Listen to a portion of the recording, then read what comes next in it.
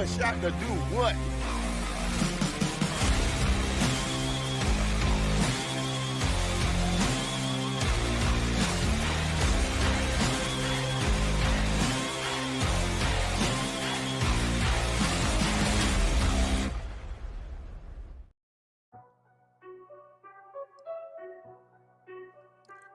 We are the Jersey Wrecking Crew, and you're watching another episode of the HSP Podcast on the Give a Shot Network. I am Jeff Martin alongside my tag team partner, the Trendsetter, Brian Berger. What's going on, Trendsetter? How you doing here? Almost Thanksgiving. It'll soon be upon us. We got so much to discuss in the world of pro wrestling, and we are here for you. Another episode. And again, you can subscribe here on the Give a Shot Network on YouTube, and then make sure you also hit that notification bell so you don't miss a single episode of the show. And then make sure, if you can't watch us, to listen to us on all podcast platforms. Make sure you download and subscribe to High Spot Podcast. Follow us on all our social media at High Spot Podcast. Are you ready for the holiday season as it is upon us, Trendsetter? How you doing, man? Time goes by way too fast, Joe. It really does. To think that we're in the holiday season, to think we are on the cusp, Jeff, of what I call, in my opinion, the start of the road to WrestleMania, which is Survivor Series in San Diego, California, man. And listen, we talked about this during our Instagram Live. They have done, and I will give credit where credit's due, because I think for the last couple of weeks, I've been really critical, and, you know, I could speak for you too. Maybe we've been highly critical of how, you know, Raws and SmackDowns have been going, but man, I am getting psyched up and hyped up for this Survivor Series WarGames that going to happen in San Diego. Not just for the John Cena thing, but getting excited for the potential of what we're going to see as we break down the card as we get closer to Survivor Series. But yeah, man, listen, time's going by fast. The weather's changing. There's no more daylight here on the East Coast. By any stretch of the imagination, the days are shorter and time's going a lot faster. But again, wouldn't want to do it any other time, any other place right now, but talk about this, because right now, honestly, Jeff, as much as we always want to talk about how wrestling's always evolving, it's always changing, there's always some news out there.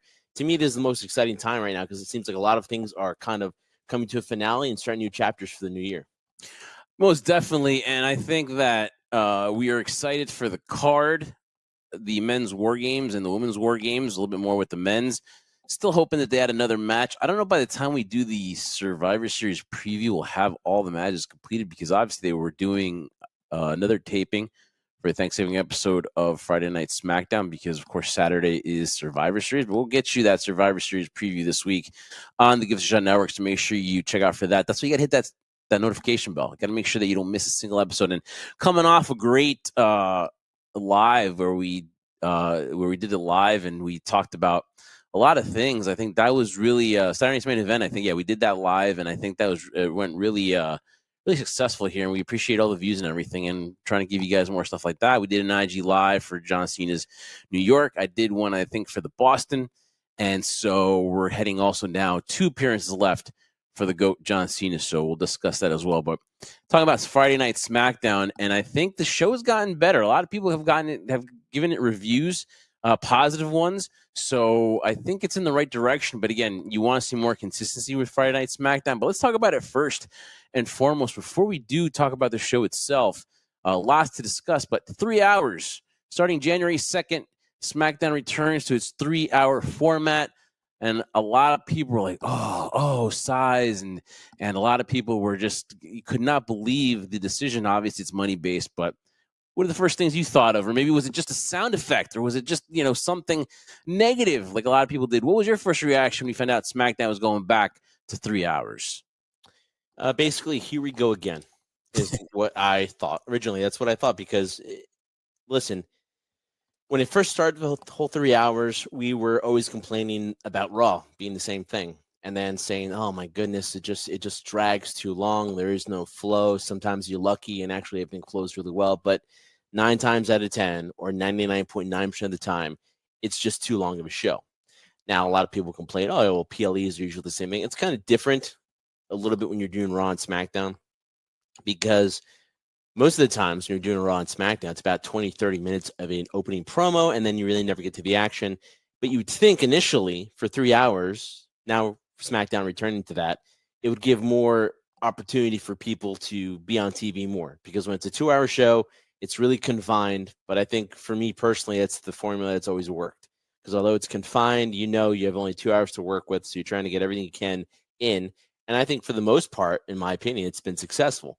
3 hours is tricky. So there's no doubt that when they start again in 3 hours, they're going to pull out all the stops, kind of like they did at this MSG event for Raw.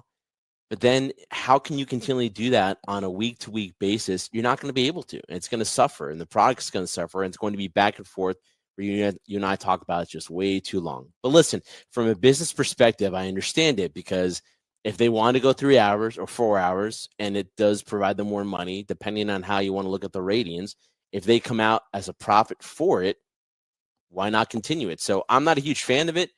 I know the reason they're going to go back to it, for the mere fact that, listen, it just makes sense for him financially. I mean, Triple H just talked about how he doesn't like it either. It's more difficult to do a 3-hour show, like the simplicity of a 2-hour one. But wasn't surprised. And my mind initially was, here we go again. And it's going to be a drag because, again, from the beginning, it's going to be interesting and fun because they're going to put all the stops. But then the third, fourth, fifth, sixth week, it's going to be like, oh, my goodness, this show is horrible. And that's what I fear is going to happen. Yeah, I think there's always going to be bright spots to it, but of course, with 3 hours, there's just more stuff that drags on, and it's going to be up to them because, like you said, I could see the first couple of weeks they're going to just come out and just throw everything at you. That's why I think that one of the first things they should do is get rid of this. Well, to me this year they've gotten rid of the draft because I don't see one coming up anytime soon. I hope and then I really don't. Yeah, and then also they're going to just have cross promoted again with Raw superstars coming in and NXT superstars, which I think they need to do, but I just hope they don't go back and after 6 to 7 episodes, they just go back to being complacent and be like, okay, this is where we're at. Hopefully, I think that maybe in the summertime it goes back to 2 hours and then it goes back to 3. But listen, they kind of have no choice. It's up to USA Network. They're the ones that are asking for this, and WWE is supplying this. A lot of people think that this is also going to help out the ratings if they get that extra hour. I mean, generally, you want 2.5 hours tops for a wrestling show. 3 hours seems too much, but it's just going to be, who are those people? Are they going to be a lot of the time? Are you going to focus on the tag team division? Are you going to give people like Julie an opportunity? I can't. They focus on the tag team division, man. I can't believe the utter disgrace of this Julia booking, because again, she's back to doing backstage promos, and part of her has got to be like, what did I sign up for here? And maybe WWE's just not comfortable with her promos or her relating to the crowd, but we'll see. This will give opportunities, but then most likely the reaction is negative, which I've seen all over, the internet, which it's the first is a negative response. So what will they do beginning January 2nd in Buffalo? What will they do to make this an exciting 3 hours, or keep you entertained or keep you in the loop? Like I said, none of these have to be home runs all the time. It's impossible. For 52 weeks, you cannot all hit home runs. But you need to make it at least entertaining, make me worth watching, invest me with a storyline that I can sink my teeth into. And obviously, not having the bloodline, not having those kind of stories, they have not helped out SmackDown because it's a shell of what it was, right? But I think that they need to have us emotionally invested. And I think they have the talent. I don't want to be negative and say who deserves that airtime. Make them that deserve that. Give them that airtime and see if they deserve it. Like a guy like Carmelo Hayes, I talked about Julia. These people here need to be given some time, and we'll see if they really invest in the storylines. But SmackDown will be 3 hours, so it's gotten a lot of negativity. But I'll try to be positive and be wait and see. But obviously, if they get complacent after a few weeks, then it's back to where we started. And it's going to be just the banter of just negativity on SmackDown. What was your instinct initially when you heard the same thing too? When you heard the news that it was going to get moved to 3 hours? The first thing was like, oh, great, I can't wait to go online and see what the negativity is about because it's going to be negative. Very true. Yeah, and obviously after watching previous SmackDowns, I'm like, what the hell are they thinking here? And obviously it's the money, it's the ratings, because obviously they had Halloween was one of their lowest SmackDowns that they've had. I don't think they didn't even reach 1 million, right? So but again, it was the end of WWE. It was the downfall.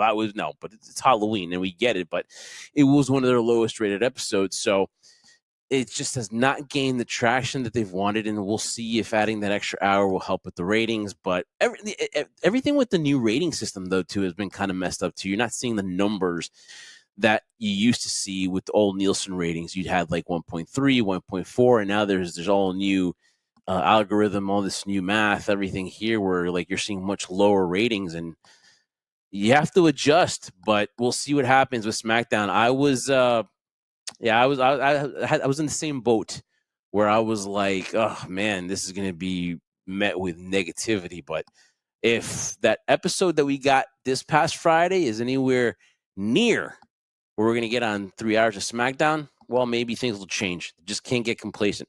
So we go to SmackDown, Trendsetter, and the lead-in now to Survivor Series. We are now a week away from Survivor Series WarGames in San Diego, Petco Park. And we found out on Raw that the men's side is complete, but now this time we found out the women. We were looking who would be the fifth members for each women's team.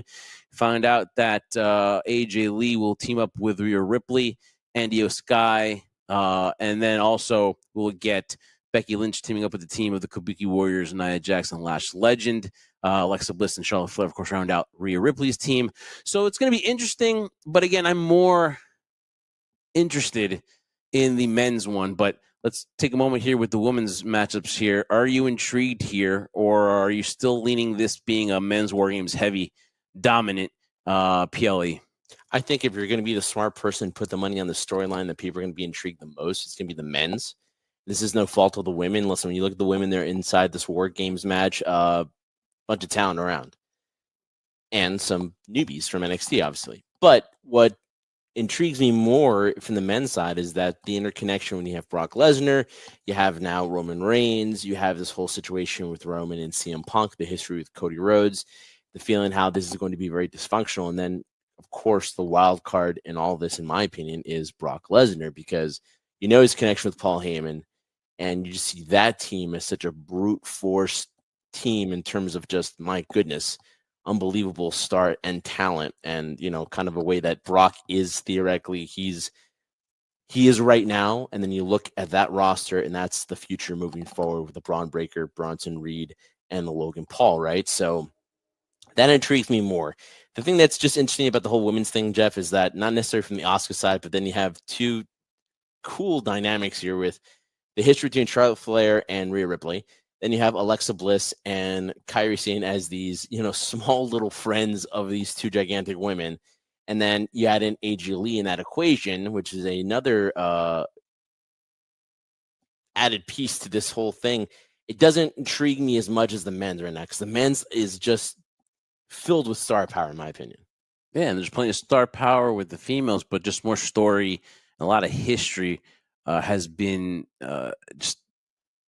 You've seen it. There's just been a lot of matches back and forth between Brock and Roman. The crowd, MSG popped when you saw there were the two guys in there and they went at it. So you can say that we've seen it, but it doesn't get old, at least for the people that were watching and the people that are watching on social media platforms and all over the platforms that WWE has. That, I mean, at that point it was like 67 million people watched that. So there's a lot of people that are still interested in the whole Brock and Roman. And then, of course, you had CM Punk and Cody to it, and then the Usos.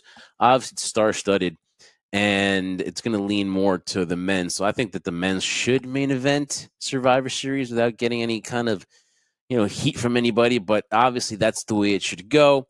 Obviously, the heels had the best of the faces as Becky Lynch attacks AJ Lee as she comes to join her team, and then so they get the best of them, and Rhea Ripley, obviously Rhea Ripley gets attacked as well, and then they try to put on an effort, but the heels go on top. Becky Lynch, who lost the Intercontinental Championship to Maxine Dupree, she's trying to get justice for her, so obviously that's why she's in the match. So there is a good rivalry and stories, but maybe sometimes not enough to do WarGames, whether it's merited.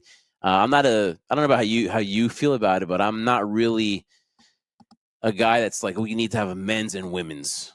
There should be maybe one, and if maybe both of them intertwine and maybe both of them are that important, then we should have men's and women's. But I think what WWE should do in the future is maybe just, hey, this men's one has a little bit more of a story, more of a reason to go into WarGames, and just have one. What do you think about that? No, yeah, I would agree. Sometimes I feel with the situation similar to the Royal Rumble that there needs to be two individual ones or elimination chamber for, in fact, you have a women's and a men's elimination chamber match. I think for War Games, I can understand why they're trying to do it, but to your point as well, I don't know that should really be based off just that, because when you look at the two differences between these War Game matches, as we established before in the beginning, there's more story and more to sink your teeth into with the men's one as opposed to the women's. Not to say that the talent's better than the other. Regardless of that, it's just that I'm more intrigued in this one going into it as opposed. There have been elimination chamber matches, for example. I've been more into the women's elimination chamber match than I have been the men's. It just happens. But you're right. It should really just go one particular War Games, and then the other one should just be matches. So here's the thing that I wanted to mention to you too. Isn't it funny now with this whole combination of War Games? I think it's been a great combination combining War Games and Survivor Series together. But there's still part of me, maybe this is me just dating myself, that I do miss the old school Survivor Series elimination, which you and I were based on watching when you were watching WWE, WWF at the time. That became the tradition. And so if you're not going to have two separate War Games, have one focused on that. Let's do some classic Survivor Series elimination tag matches. That was kind of the intrigue when I watched it, and they've kind of gone away with that now that they've combined the whole WCW and WWE thing together. So I kind of miss out on that. So if let's say the women's wasn't going to be that, let's make that an elimination tag match. I totally agree with that. Definitely, there's not a reason why that shouldn't happen, where you get the War Games and then the traditional Survivor Series matchup. I just don't think that every match should be a Survivor Series match, because it all gets, basically all that gets cyclical, because there was a time for it, early 2000s, and then people were just getting tired of the concept, and people were just tired of the brand thing where it was Raw versus SmackDown. And I hated when they would wear the Raw shirts and the SmackDown shirts, and it was just got too hokey for me. And that's why a lot of people got tired of it, because there needs to be an evolution when you have these classic PLEs, right? The classic four. I mean, Royal Rumble really doesn't need to be that much. It's probably the only one that you don't need to fine tune a lot, because, hey, listen, it's for the championship. Whoever wins this is going, and you put a couple title matches there, and it's probably the only one where you don't need to tweak a lot. But the Survivor Series has been the one that's always been needing to always evolve, and a lot of people 10 years ago were like, oh, we're tired of Raw versus SmackDown. We're tired of the. So then we came up with this War Games concept, and we're all for it because NXT did such a good job with it. And we were all for it when Triple H began to take over. Before a lot of people were pessimistic about the way Triple H is running things, they were all for whatever Triple H is doing. And now people are like, oh, there's too many, the men's and women's, we only need one. Oh, there has to be meaning towards these matches. People just don't want to just enjoy a War Games. They want to, they want their cake and eat it too, I guess, in this stuff. But to me, I like where there's maybe a one, women's Survivor Series match, and then the War Games, and vice versa. And then if you want to have another one like the Shinsuke Nakamura, Sammy, and the MFTs, that could have been put into the Survivor Series matchup itself. 5 matches, open up with that. And then to me, there's no reason why that should not have happened there. I think that would have given everybody their fill of having a Survivor Series match, and then the 2 War Games matches. But I see what they're doing. They want a men's and women's. They don't want to single everybody out, because you know what's going to happen, Trendsetter? Because then the women are going to be like, and again, this is vice versa. So I'm just saying, though, if the men's were to main event this year, then it'd be like, oh, then why are the women getting no respect? The women don't do this and that. Did not give enough time to make a story, because that's what happened. They would have been like, well, the women, if they would have given them their time, or if they would have had better writing or better booking, then it probably would. Because I believe that this War Games match would be more male dominated most of the time. That we like to see a War Games match with the men. So I mean, it's cyclical, dude. And again, there's cynics as well that always have something to say. You're not going to be too happy. You know what I mean? Like, it's whatever way, because then the debate will be, well, then which one should main event? Which one shouldn't?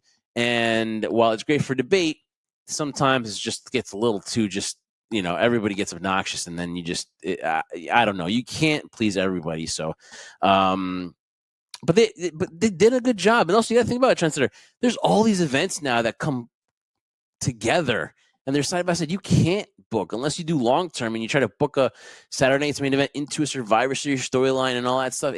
Sometimes it's just tough with all these PLEs that they do now.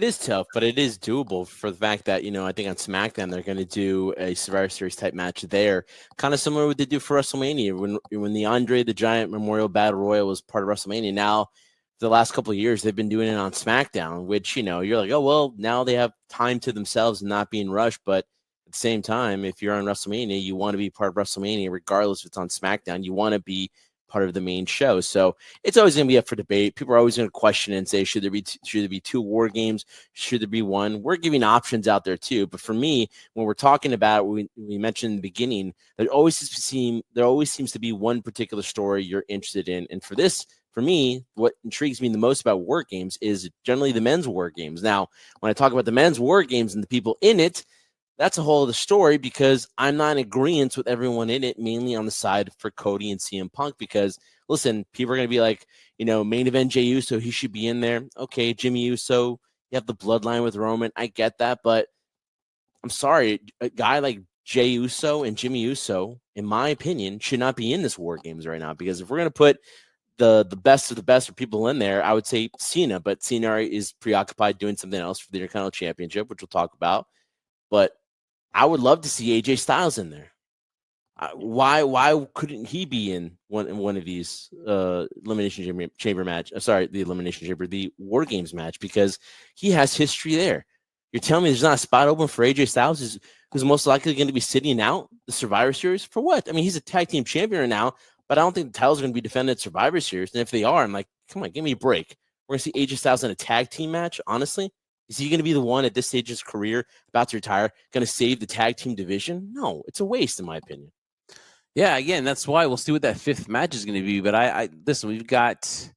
I'm not confident that we're going to get 5 matches here. I think they're going to let all these both War Games matches just play out, like give them like about at least 45 to 50 minutes for each match, plus the commercials, plus that. I think we're only going to get 4 matches, and I feel for you people in San Diego because.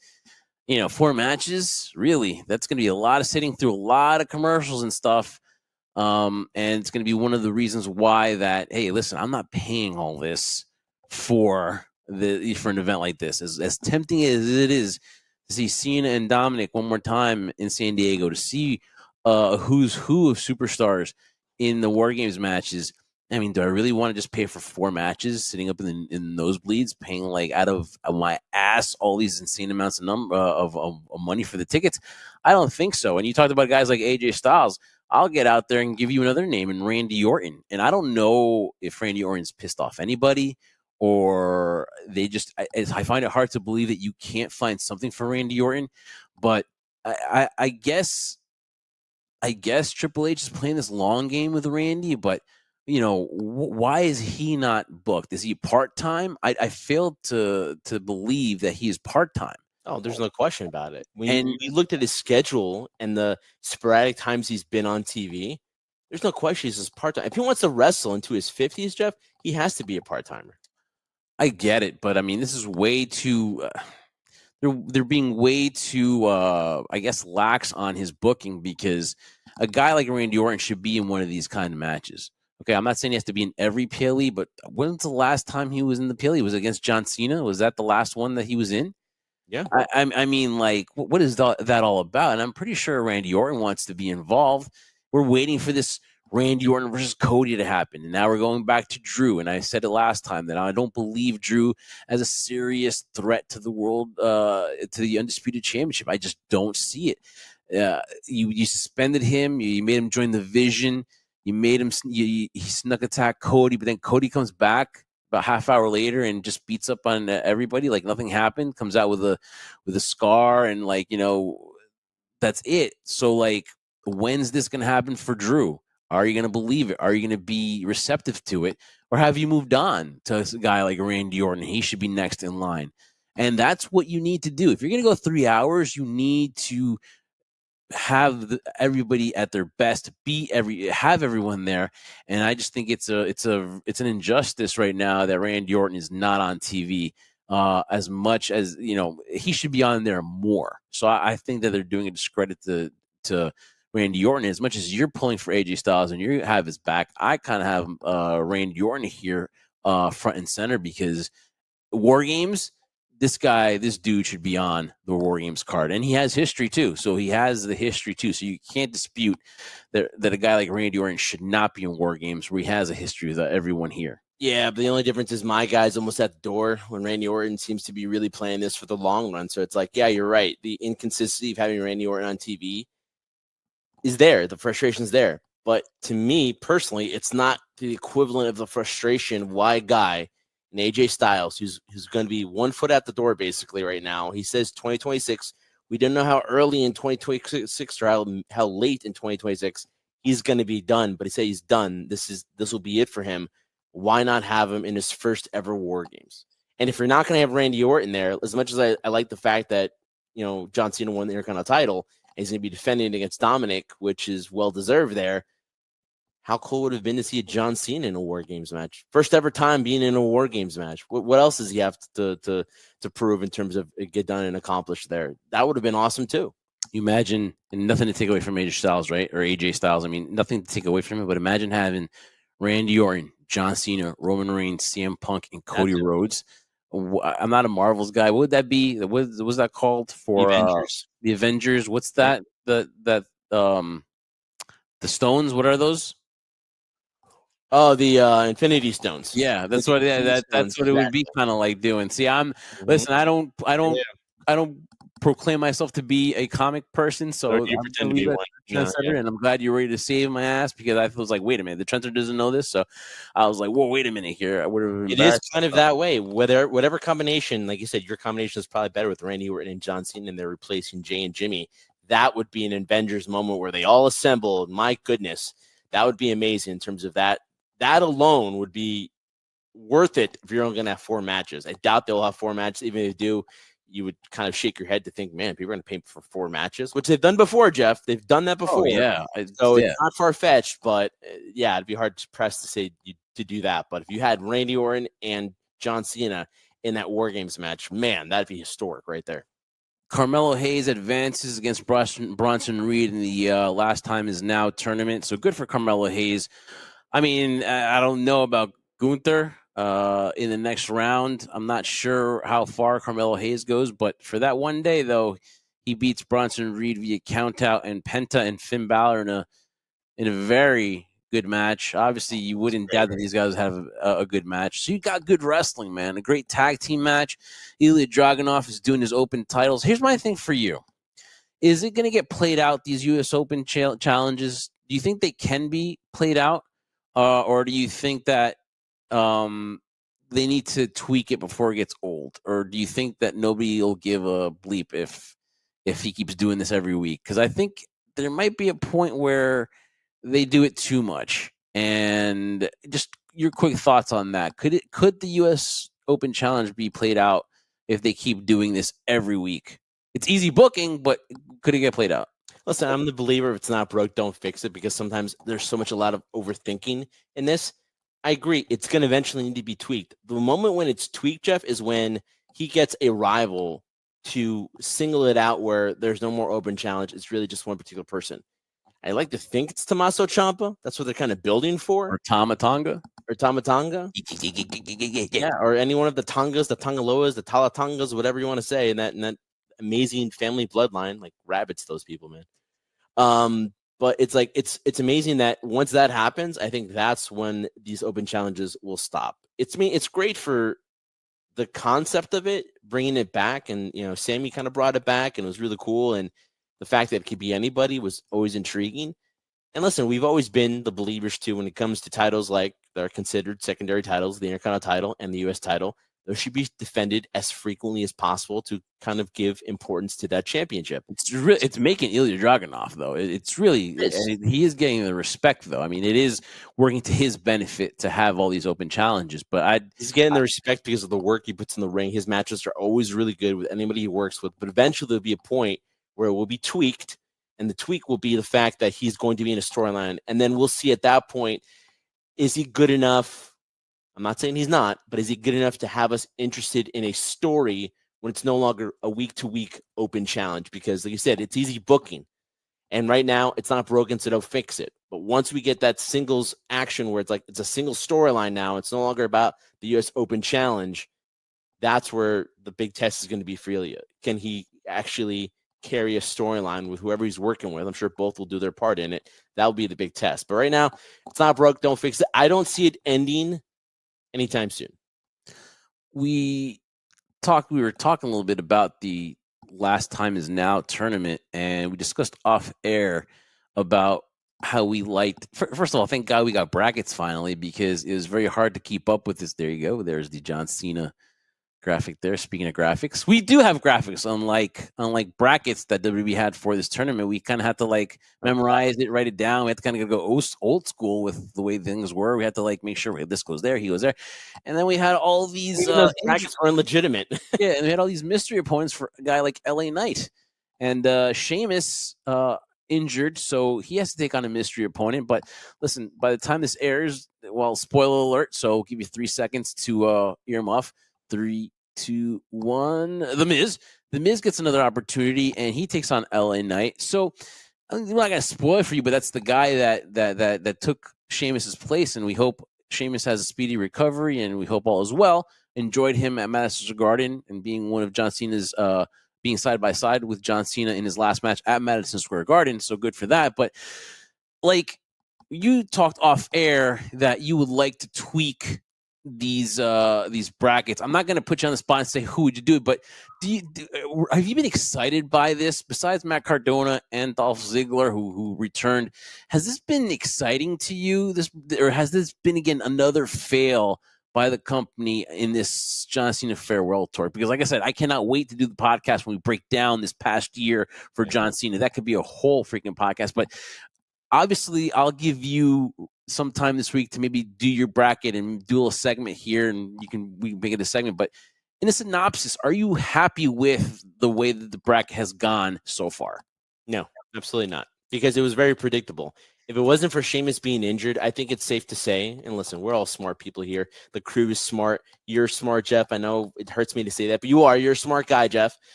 Sometimes. But when you look at this bracket, it was designed, honestly, it was designed for Gunther to be in the final with Sheamus and to have one of those other memorable matches, in my opinion, that we hadn't seen so long, because they had a great series of matches when they were fought for the Intercontinental title. And for them to be in the finals to face John, which ultimately I feel will be Gunther, I think it was designed for that. But then once Sheamus got injured, it just became way less, like, not necessarily predictable, because on one side of the bracket, you knew Gunther was going to make it to the finals. We knew Bronson was going to beat Carmelo Hayes. But again, a great match by Carmelo. Nothing but a lot of respect and admiration for the fact that it wasn't successful as a heel. I'm still questioning him being a babyface, but again, hey, they're going that route, so we'll see where it leads. And for Sheamus to be injured, now we're going to have another scenario where we could have LA Knight in the final.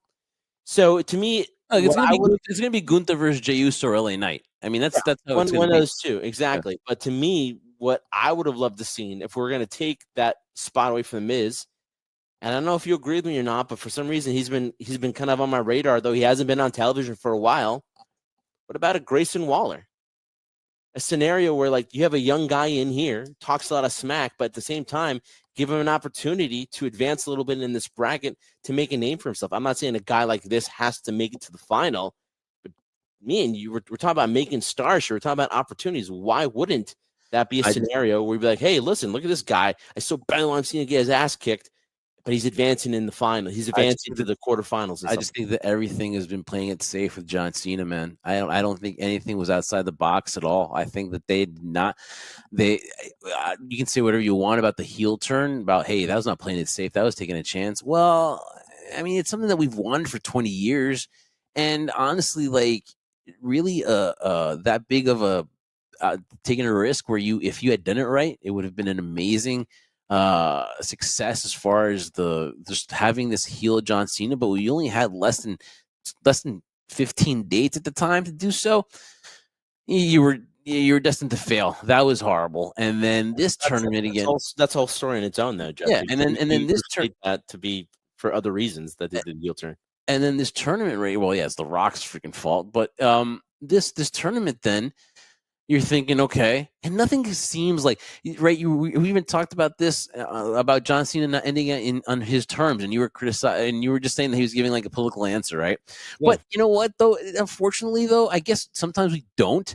But you would have thought that a guy like John Cena would be able to do it on his terms. Triple H wanted to do a 2-hour tribute, and he wants to do something where like NXT gets involved and they do like exhibition matches. Against the main roster stars, there should be something halfway.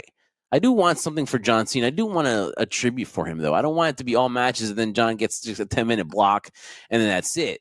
You know what I mean? Like, I think you have the 3 matches in the first hour, and then it's all John Cena that second hour, right? I think you do all that stuff because I want to see that John Cena goodbye speech. I want to see all the superstars outside. And really, this needs to happen. There's no ifs, ands, or buts about this. There needs to be all the superstars come out of the. Why am I getting emotional? There needs to be all these. There needs to be all these. The superstars outside of the ring, waiting for John Cena as he walks out. And then oh my God. And then he walks out and then he waves to the crowd, whatever like that. And he says that goodbye to Stu. And that's it. That's how it needs to go. And I just feel like John Cena has not gotten his way whatsoever. And he's been the good soldier. And he's just had to deal with it. Listen, man, I can't disagree with anything you've said right now. From the very announcement that he made that he was going to retire and he was going to give X amount of dates, and we found out how many dates they were. There were so many directions it could have gone in.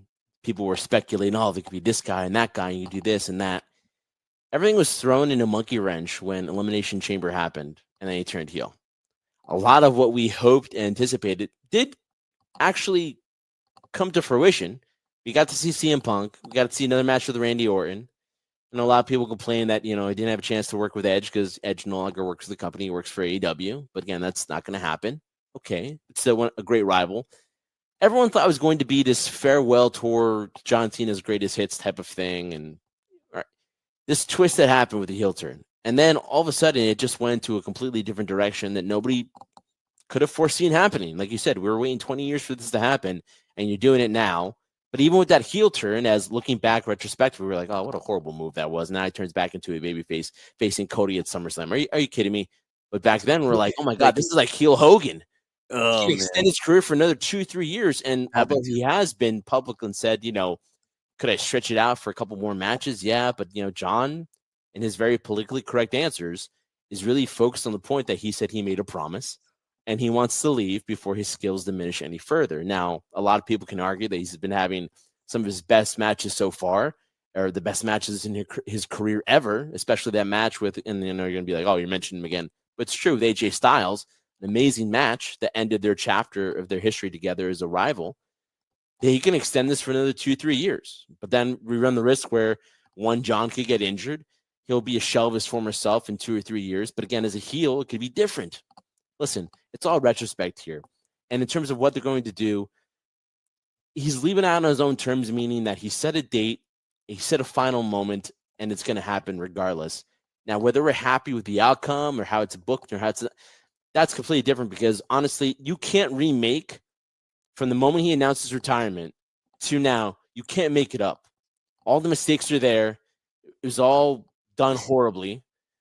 You can't make it up in one night. So you're right. It'd be nice. Everyone outside, everyone surrounding the ring, even during his last match, him saying goodbye to Stu.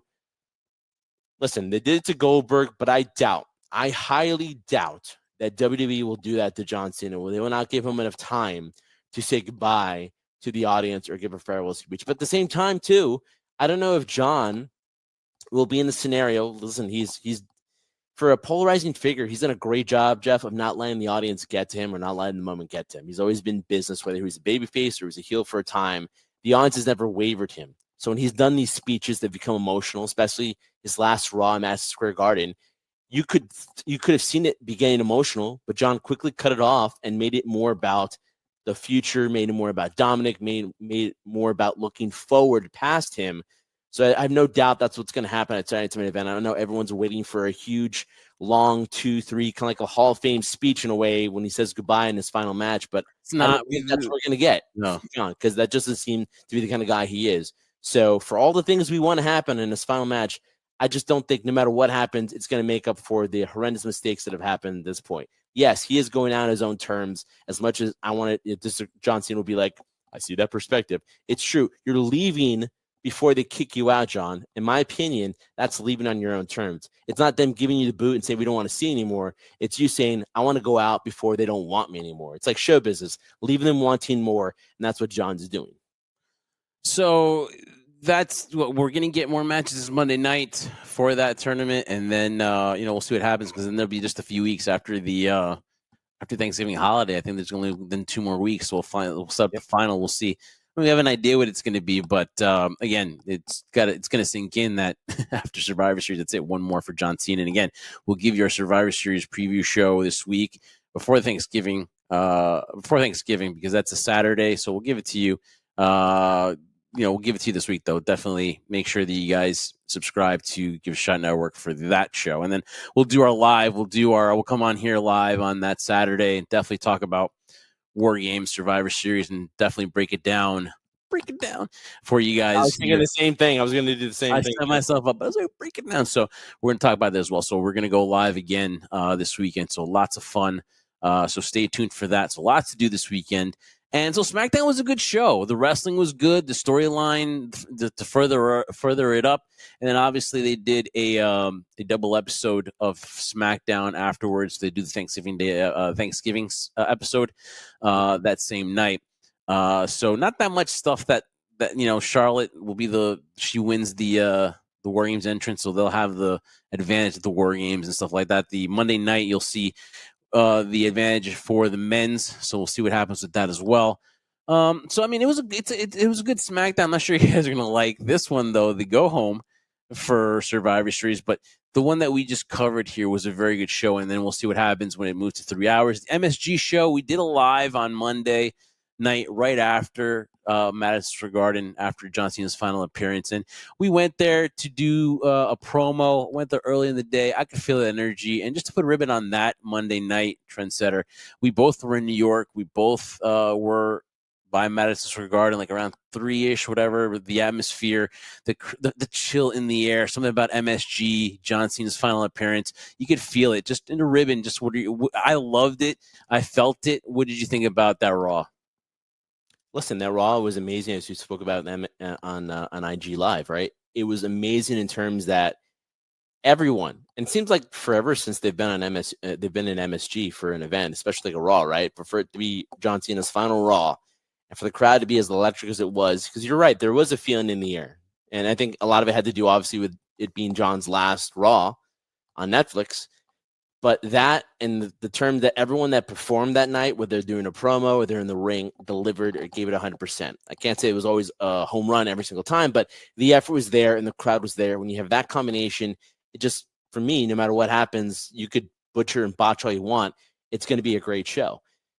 My impressions of it, too, is that you feel, as the term goes, that the end is now, that it's coming to an end. We're coming to the close of a chapter of illustrious, polarizing career of John Cena, and something where it gets to the point now where I've mentioned it several times again. I'll mention it one more time, and probably for the last time, although I might mention it during tonight's main event, though. But I've never hated John Cena, the person. I've hated the character in terms of how the company during that time under the old regime was constantly pushing this. And I can understand why they did it for business sense in terms of the merch and the popularity. There's no doubt he was always going to be a top guy. Then you had the face of Super Cena that everyone hated. The die-hardcores, the people that are no longer in my demographic anymore, hated it because we didn't feel that this individual earned it. But he earned our respect. And so for us, myself, or for you, or for people, again, who were people who booed John Cena or said John Cena sucks during his entrance, we hated that character. But at the same time, all respect goes to the fact that this is it. It showcases our age in terms of as time goes by, when you start remembering these people like Rock, Austin, John Cena is the one in that same echelon there. So it's definitely bittersweet because you're always looking towards the future. But when you see a guy like John Cena and the longevity of the career he's had, now we've talked about Roman Reigns as an example in terms of the length of his title reign and how that can never be duplicated again. I think just the work ethic of a guy like John Cena, it's really hard to duplicate that again. But again, it's a great standard to set for anybody who's in the company saying, hey, I want to reach a John Cena level. It's a pretty nice thing to aspire to. SmackDown will get Jey Uso versus Rusev, and then LA Knight versus The Miz, spoiler alert. And then Raw will get Penta versus Solo Sikoa, and then Carmelo Hayes goes to Raw. He'll take on Gunther in those series of matches, and then those will move on to see who does take on John Cena December the 13th in Washington, D.C. for his final match at Saturday night's main event. It will be can't miss. Well, Jeff, real quick, one question I wanted to ask you for SmackDown, though. What did you think about Cody Rhodes' promo? I liked it, man. Like, again, a strong promo. Yeah. Again, made me want to watch this even more. For more psyched up for Survivor Series. So I like that attitude he brought, though. It was something I hadn't seen in a while. Well, let's be honest. We talked about this also too. This run for Cody Rhodes, I don't know how much you want to put blame to him. Again, it just has been kind of lackluster a little bit, and that's also basically due to opponents. And he did go away for a little bit to film his movie, but that happens. Stuff like that happens. It's just the writing has been a little bit off for Cody Rhodes. So again, it's when you win that championship, what do you do? Who's next? You have to have a great story lined up. You just can't put a guy there. You have to think about all these factors. I'm sure that they do, but like when you put him in, and then his first opponent is a guy like AJ Styles, you know that AJ Styles is not beating him. You have to convince me that AJ Styles can beat him. You have to convince me. You have to tell the story where I could be like, at the end of the day, as impossible as the idea is that AJ Styles could defeat Cody Rhodes, there might be a chance. Hey, they could go. I've as much as I've rooted for Drew, and it's chronicled that Cody was pushing for Drew to beat him at previously at Saturday night's main event, or even before that for the title, and they never pulled the trigger on it. And it could have gone to a better story, because it seems like to me that Cody's a better chaser than the holder of the belt. From what I'm seeing in this second title run, I'm seeing that pattern here where he looks more better as the guy that's chasing that championship. But again, it was a very strong promo, and so it makes me even look more forward to Cody Rhodes being a part of it. It kind of solidified him. And yes, it did make me curious a little bit of if Drew can exact his revenge. But again, there's no title on the line at WarGames, so I don't worry about Cody losing or anything like that. So we'll see what happens with Drew. But yeah, Cody's promo, 100%. Don't ever question his promo game. I don't ever question his promo game. We got NXT and AEW. Obviously, NXT was there in the theater at Madison Square Garden for Gold Rush. And after coming off of Blood and Guts, where they beat technically, I mean, if you're not going head to head, to me, it's not it's not competition. So they got 600,000 viewers, AEW, for Blood and Guts, and they beat NXT. And then this go around, though, where they weren't maiming their bodies and everything was back to normal, NXT beat AEW decisively too. I think it was bad. You know what I mean? Like it was, and AEW didn't even do 500K. So they're going into full gear this weekend, and all this momentum and all this Tony Khan saying this is great. How great is it? We were talking about a long time ago how we're rooting for AEW. We just want them to change stuff a little bit because they need to grow a broader audience. But when you're gonna go 0.10 in the demo for the 18 to 49 and 491K, you're going down, and then with the potential sale of WB to maybe Paramount, Netflix. I don't know how much Netflix is going after or pursuing WB, but it's going to be sold. So you have to worry about that. They have to worry about whether Chris Jericho is going to stay. And I don't know if you saw the Helwani interview, but he did answer more stuff. But then you got the other kind of Tony stuff where everything's great. He respects everybody. He loves everybody. And I'll say this: what I got out of the interview is what I've always thought about Tony Khan. He's a hell of a dude. He is a heck of a good guy. There is no question he's a wrestling fan, and he has made the business better for making that competition and having another place to work for the boys. But as far as the business model and as far as like what he wants to do with it, he is stuck in tunnel vision that he wants to just cater to this niche audience, the sickos. I don't know where that came from, but the sickos, and that's who he caters to. That's who he wants to please. There's no and this or but. There's no looking to evolve, and that's what he wants to do. He wants to give you matches, and you could say that the stories are better, but he is very match heavy. Whatever match he wants to put on, he'll give it to you. And I don't know how much the company's benefited from that. But at the end of the day, though, I can't hate the guy because he's a good freaking dude. A guy that I'd like to talk wrestling with probably too. You know what I mean? So, I mean, there's negatives and positives, and this guy doesn't seem like he holds a grudge because he had nothing bad to say about Punk, Jade, Ricky, everybody who's in that picture. It seems like he kind of diverted to talk about Mox and Cody. So I don't think this guy is a bad guy, but I just don't make sense of his business model. Well, I think that's always been the thing with Tony, though. It's like, from a standpoint of liking the guy, yeah, you can't help but like him because we're all wrestling fans. We all love professional wrestling. And when you have somebody who knows all the small, integral things in wrestling like Tony does in terms of his memory, you appreciate that, right? But I think the biggest criticisms have always come from Tony, and I don't know if Tony had considered them personal shots at him or the company itself, because a lot of people could say easily, oh, you're bashing AEW, you're bashing Tony.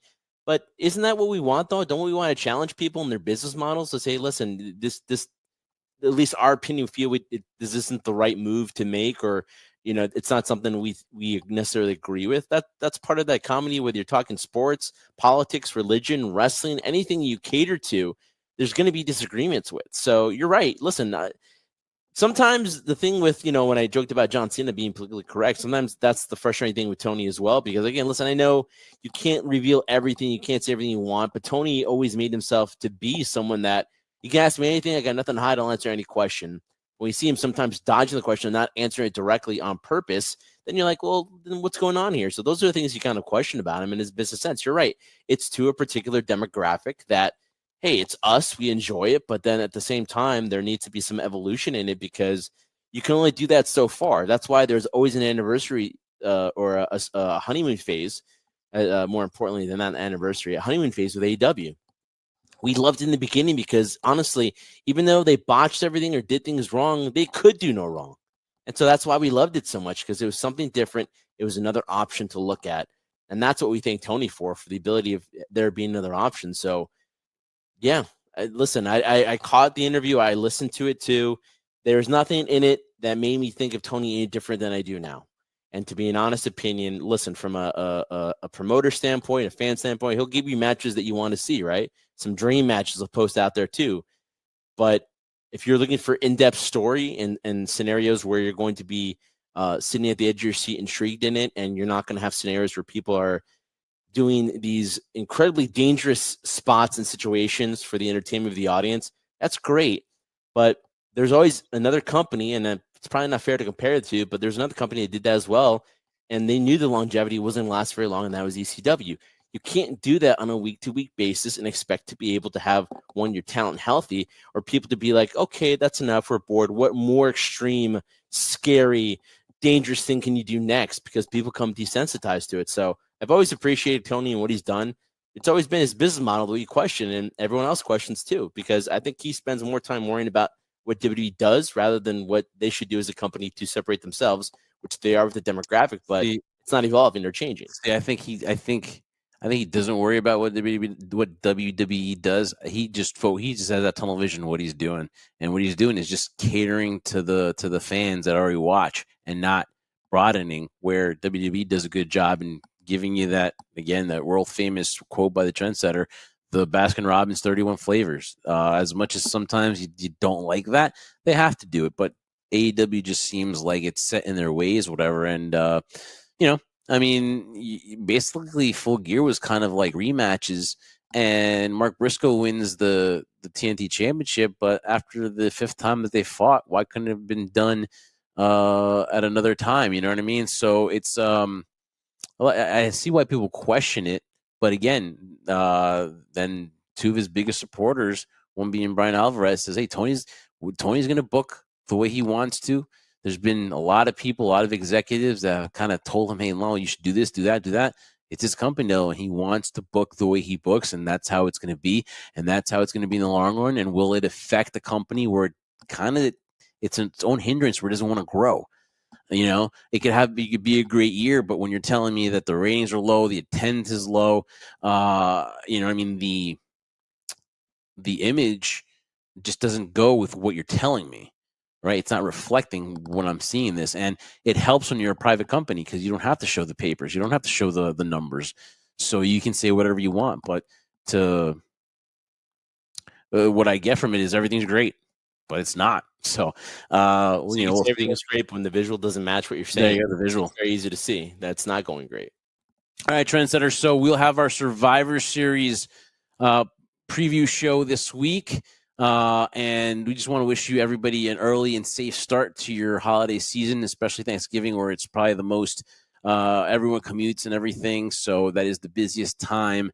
So we want to wish everybody happy Thanksgiving. But we also want to say, hey, before that turkey, before you go finish that cooking, put on High Spot Podcast, HSP on the Gift Shop Network. Catch this show. And also make sure you catch our preview show for Survivor Series this week. Don't want to miss it too. So we won't keep you on too long. We know it's the holiday season, but definitely have yourself some turkey and a side of Trendsetter.